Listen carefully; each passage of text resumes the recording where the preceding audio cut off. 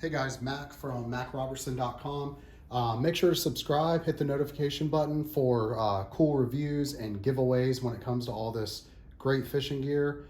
Make sure to check out our website, MacRobertson.com. We have live fishing reports for a lot of popular spots around the Southeast when it comes to surf fishing, lake fishing, inshore fishing, and also lots of really detailed comparisons for all these types of reels and rods, other fishing equipment.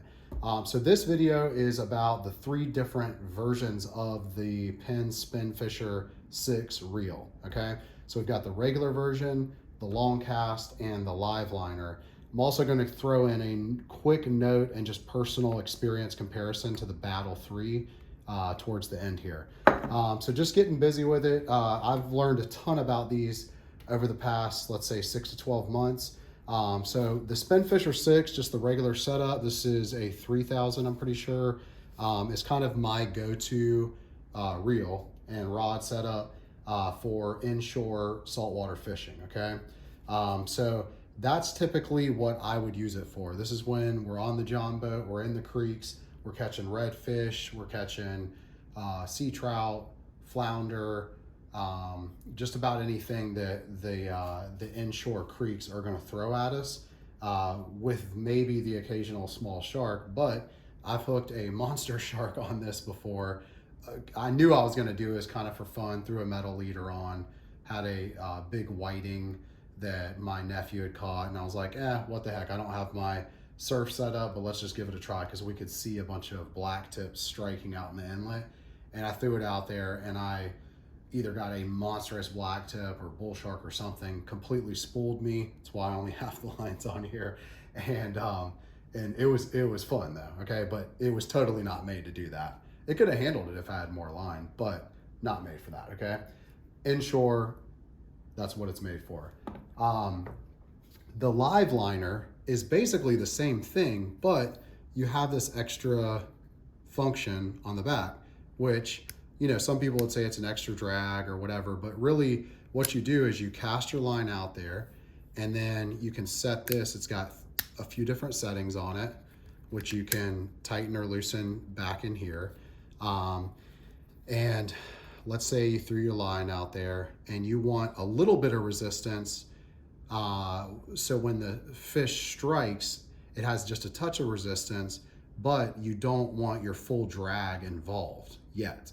Okay, so you want to keep your drag tight and then have a little bit of resistance here. So that would be the live liner part, right? So as you can hear, just going to hear this light little click, but my drag's still set pretty tight, okay? Now, as soon as a fish picks up on that and pulls, it's going to do that, and it's going to be able to swim, but a little bit of resistance, or however much I put on there, in the settings, and however far I click this back. But then as soon as I reel, make sure you can see this, it's going to go back to my full drag, okay?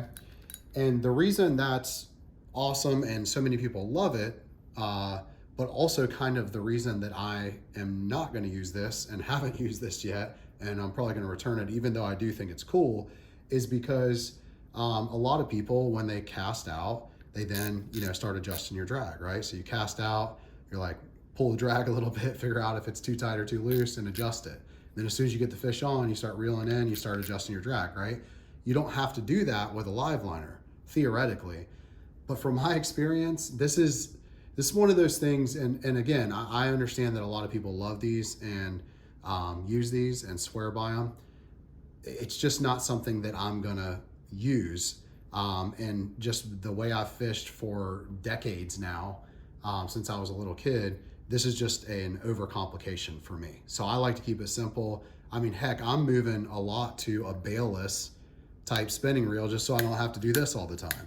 So I can just unhook, cast, as soon as it hits the water, go ahead and loop it back, and then not even have to worry about a bail.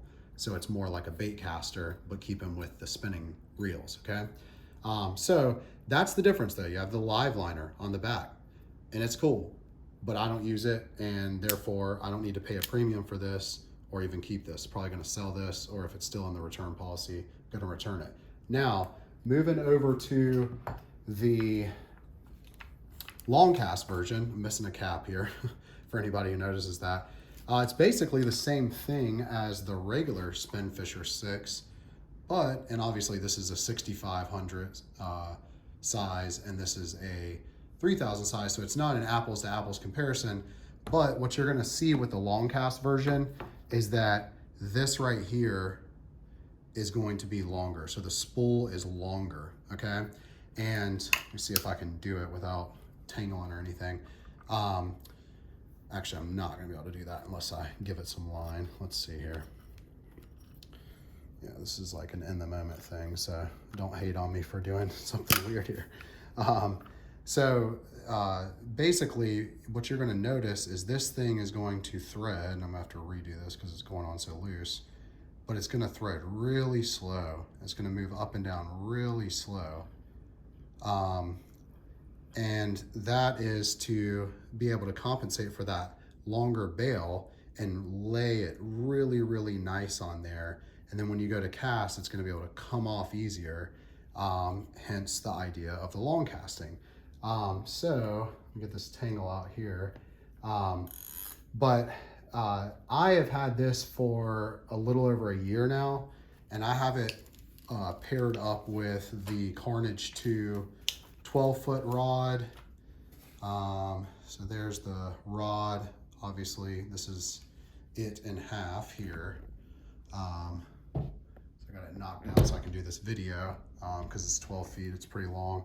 And then the version that I have here, the exact setup, if you can see that, it's 12 foot, 50 to 80 pound braid recommendation, 25 to 40 size reels. I got a 6500 on it, lure weight 6 to 12 ounce. I'm usually throwing anywhere between, let's say 3 and 8 ounces is probably about as high as I've gone.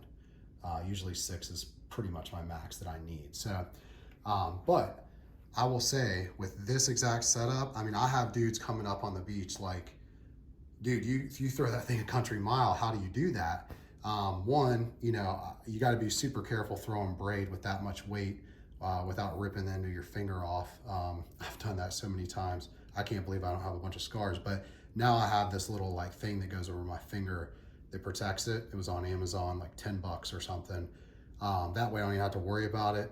I had to swallow my pride to put it on because you definitely don't look like a champ when you're wearing that kind of stuff, but that way I don't even have to think about it. The other way is just to keep it really far on your tip of your finger to where it's not hooked into that little ripple there, because it's bad news, man. I'm telling you, it's like the worst paper cut you've ever gotten. So anyways, though, once you figure that part out, you can cast this thing a mile. I'm easily throwing it, let's say, I don't know, like 60 to 70 yards. And if I really lay into it and get the right wind and all that stuff, I think I'm probably throwing it over 100 yards or close to it. So, which is plenty far enough for everything I'm doing. It's not necessarily about me throwing as far as I can out there. It's more just being able to throw it to the spots that I want out there. And especially when the wind's blowing against you and you only need to throw it 30 or 40 yards, it helps to have this setup because you get it out there a little bit easier, okay? But that's the big difference. So like your long cast is gonna be set up to literally long cast, right? It's gonna be more of your surf reel type setup. Your regular is gonna be kind of like the ultimate inshore, in my opinion, like slightly above value, the ultimate like value package for inshore fishing. And then your live liner has that extra functionality that I personally won't use, but it is there if you ever want to use it. Now, I just want to throw in the Battle 3 really quick, and I'm not going to go through all the technical specs in terms of a comparison between these two, but I think that the improvements that Penn has made on the new Battle 3, with the new CNC gears, with it being sealed, not completely like, or as much as the Spinfisher VI, but the fact that like I can go and get saltwater spray on this and not be worried about it like I would be, let's say, with like the Fierce, which is not sealed at all, from my understanding, then, all of a sudden this starts to get up there with the Spinfisher VI in terms of not worrying and like kind of the reason I have Penn reels in the beginning, which is I am tough on my stuff. I mean, you can see salt on this, you can see saltwater spray. We're riding around in the boat, we're really using this stuff. And you know, there's a few quality differences that you can feel. Example, the drag. So let me try to spin these around. You're going to see and feel a difference in terms of those two drags when you're out there and you're fishing, okay? But I mean, there's a noticeable difference. There's a feel. There's like a weight thing. There's a smoothness thing. But I'm starting to lean more towards the Battle 3 as like my everyday saltwater reel setup, just because it's a little bit cheaper and it's got, in terms of specs, everything that I need it to have. And you know, it's significantly cheaper. So like when I'm letting my, when I'm fishing myself, I'm with the Spinfisher VI, right? When I'm letting my buddies and my friends' kids and stuff fish my gear, if they don't have their own stuff, they're fishing the Battles, right? But I'm not as worried. Before I was all worried that my cheaper stuff that I would let other people use would get spray on it and get ruined, or they'd drop it or something like that.